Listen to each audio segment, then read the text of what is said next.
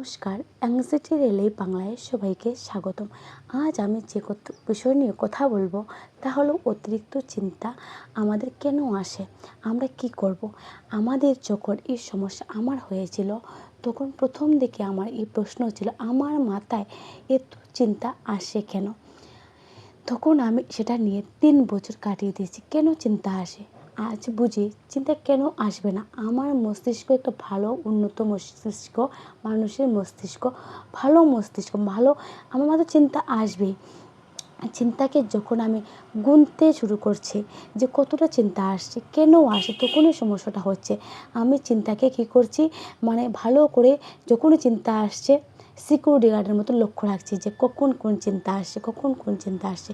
তো ওগুলো security guard থেকে বেরিয়ে আসতে হবে। নিজেকে যা চিন্তা আসবে মেনে নেব, নিজেকে সেটা বলুন সচেতন মন দিয়ে যখন আপনি নিজেকে বুঝাবেন তখন একদিন নিশ্চয়ই অবচেতন মন বুঝবে। আর এই সমস্যা কিন্তু একদিনে হয়নি, দীর্ঘদিন নিজের সঙ্গে নেগেটিভ দিতে তখন একটা বড় পর্যায়ে অ্যাংজাইটি হয়।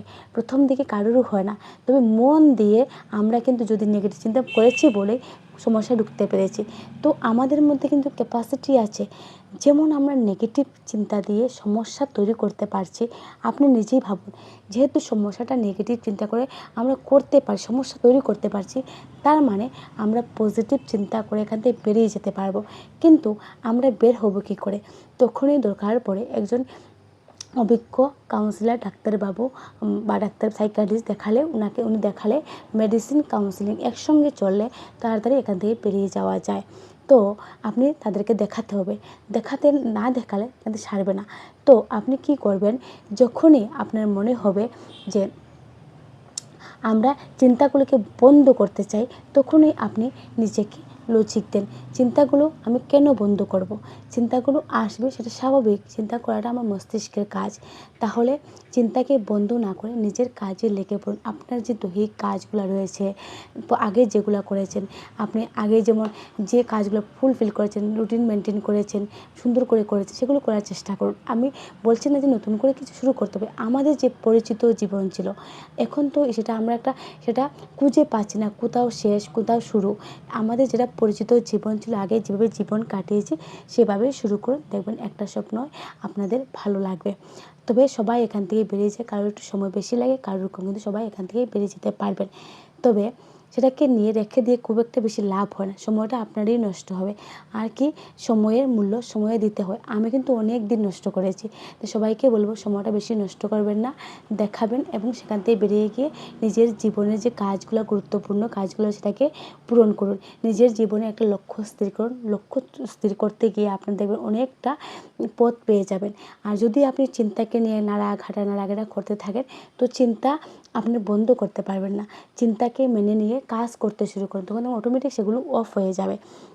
আর যখনই আপনি চিন্তার মধ্যে সত্য চিন্তা মিথ্যা চিন্তা বুঝতে পারবেন, তখন চিন্তার মধ্যে সত্যকে আঁকড়ে ধরবেন, মিথ্যাকে তাড়াতে হবে না, অটোমেটিক সেটা পালিয়ে যাবে। তো আপনি সত্যকে আঁকড়ে ধরুন, মিথ্যা পালিয়ে যাবে। তবে নিজেকে লজিক দিতে হবে যে চিন্তা আসছে, গতকালও তো এসেছে, তো কিছু ঘটেনি, আজও ঘটবে না, দেখি না কি হয়, দেখা যাক কী হয়, যা হচ্ছে হোক, যা হবে দেখা যাবে। নিজেকে নিজে এভাবে বোঝানো, যেভাবে নেগেটিভ দিয়ে নিজেকে নিজে বিশ্বাস তৈরি করেছেন, ভুল বিশ্বাস, নিজেকে নিজে বুঝিয়ে সঠিকটা বোঝাতে পারবেন। আর দেখুন, এখানে চিকিৎসা আপনাকে করতেই হবে, ডাক্তারবাবুকে দেখাতেই হবে। না দেখালে আপনি সঠিকটা বুঝতে পারবেন না। যদি বুঝতে পারতেন একা বেরিয়ে যেতেন, তো সেটা সম্ভব নয়। কাউকে দেখান, আপনার কাছাকাছি দেখান, কাউন্সেলিং করান। তো এখানে হয় কি, যখন আমাদের তাড়াহুড়ো কাজ করে, আমরা এক্ষুনি সেখান থেকে ঘুমাতে গেলে এক্ষুনি ঘুমাতে চাই, এখানে চিন্তা বন্ধ করতে চাই, এক্ষুনি আমি সুস্থ হতে চাই। আমরা ভাবি আজ আমি ডাক্তারবাবুকে দেখিয়েছি, কাল সকালে একটু দেখবো আমার চিন্তাগুলো আসা বন্ধ হয়ে গেছে। আসলে ডাক্তারবাবুকে দেখালে চিন্তা বন্ধ হবে না, চিন্তাকে মেনে নেওয়াটা আপনি শিখবেন। ডাক্তারবাবু বলবেন এগুলো মেনে নিতে কী করে শিখতে হয়, লজিক শিখাবেন, তখন আপনি এগুলো শিখবেন মেনে নিতে হয় কী করে। চিন্তা বন্ধ হবে না, সমস্যা থাকবে না। সমস্যাকে আপনি সমাধান করার চোখে দেখবেন, সমস্যা নিয়ে কাটাকাটি না করে সমাধানের পথে হাঁটতে শিখবেন। ভয় যেমন আছে, ভয়কে নিয়ে চলতে শিখবেন। তখন কী ভয় তাড়ানো যায় না, ভয়কে নিয়ে চলতে সাহসটা বাড়ে। তো যা ছোটো বাচ্চাদেরও কি একদিনে সাহস বেড়ে যায়। যখন বাচ্চা প্রথম দিকে স্কুল যায়, যেতে আমার বাচ্চাও গিয়েছে, তখন প্রথম দিন ও কেঁদেছে, বমি করেছে, তবুও আমি স্কুল পাঠিয়েছি, এখন ওর অভ্যাস হয়ে গেছে। সেম আমরাও যদি অভ্যাস করি, সঠিকভাবে চলি, রুটিন মতো চলি, আমরাও তো সাহস বাড়বে। সেটা তো স্বাভাবিক জিনিস। তো অভ্যাস পরিবর্তন হয়, সেটা 100% হবে। একটু সময় লাগতে পারে, কারোর একটু বেশি, কারোর একটু কম। যদি মানে কারো তাড়াতাড়ি সুস্থ হয়ে যান, সেটা দেখে ভাববেন না যে আপনার সময় বেশি লেগেছে, আপনিও হবেন। হয়তো ওনার একটু সময় কম লেগেছে, আপনার একটু বেশি লেগেছে, কারো সব বোঝার ক্ষমতা সমান নয়। সবাই কিন্তু বুঝতে পারবেন, সবাই বুঝতে পারবেন। যারা যারা আমার এই চ্যানেলকে সাবস্ক্রাইব করেছেন, অসংখ্য ধন্যবাদ। যারা করেননি, অনুরোধ রইল করবেন, পাশে থাকবেন, সাপোর্ট করুন।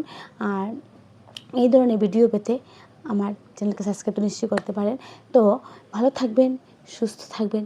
পরের কোনো ভিডিওতে আবার কথা হবে। নমস্কার, ধন্যবাদ।